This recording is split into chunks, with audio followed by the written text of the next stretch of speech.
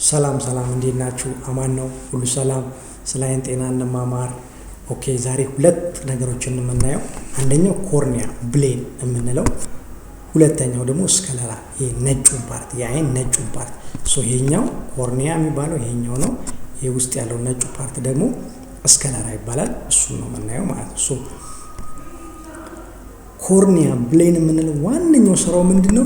የሚመጣውን ብርሃን ማለት ለአይን መልእክት ማለት ነው። የሚመጣውን ብርሃን ይሁን እዚህ ጋር እንደምታዩት አጥፎ እዚህ ሬቲና ብርሃን መቀበያው ላይ ማሳረፍ ነው ስራው ማለት ነው። ሬቲናው ደግሞ ብርሃን መቀበያው በኦፕቲክ ነርቭ አማካኝነት ወደ ብሬን ይልከዋል ማለት ነው። ብሬን ኢንተርፕሬት ያደርገዋል፣ ይተረጉመዋል። ይህን አያችሁ፣ ይህን እንደዚህ ነው እያለ መልእክት ይሰጣል ማለት ነው። የዚህ የኮርኒያ ስራው ምንድነው? የሚመጣውን ብርሃን አጥፎ እዚህ ሬቲናው ላይ ማስቀመጥ ነው ማለት ነው። 70% የማጠፍ አቅም ሲኖረው ቀሪው 30% ደግሞ በዚህ በሌንስ ይታጠፋል ማለት ነው። ስለዚህ አምጥተው እዚህ ጋር ይቀመጣል ማለት ነው። ስለዚህ ይሄ የኮርኒያ ፓወር ከፍ ካለ የማጠፍ አቅሙ ከፍ ካለ የሚመጣውን ብርሃን አጥፎ መሀል ላይ ነው የሚያደርገው። እዚህ መሀል ላይ ካመጣው ምንድነው ማዮፒክ የእይታ ችግር አለ ማለት ነው።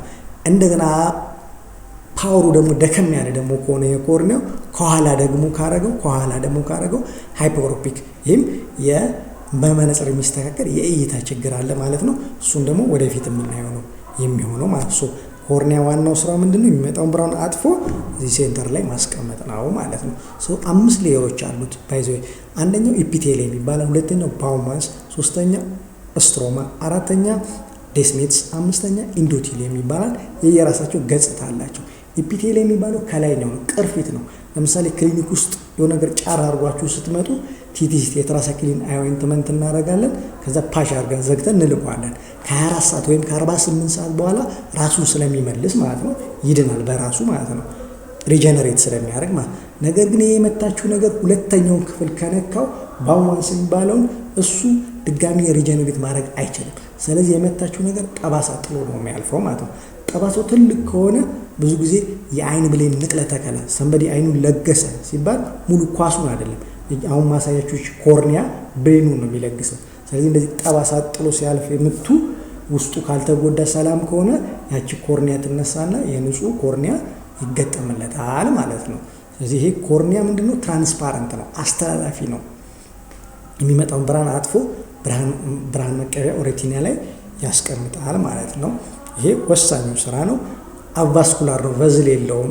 ኒውትረንት ግን የሚያገኘው ባለፈው እንዳወራኑ ከእንባና እዚች ጋር ከኮርኒያና ከሌንስ መካከል ውሃ ክፍል አለ፣ አኳይስ ሂውመር የሚባል ከሁለቱ ነው ምግብ የሚያገኘው።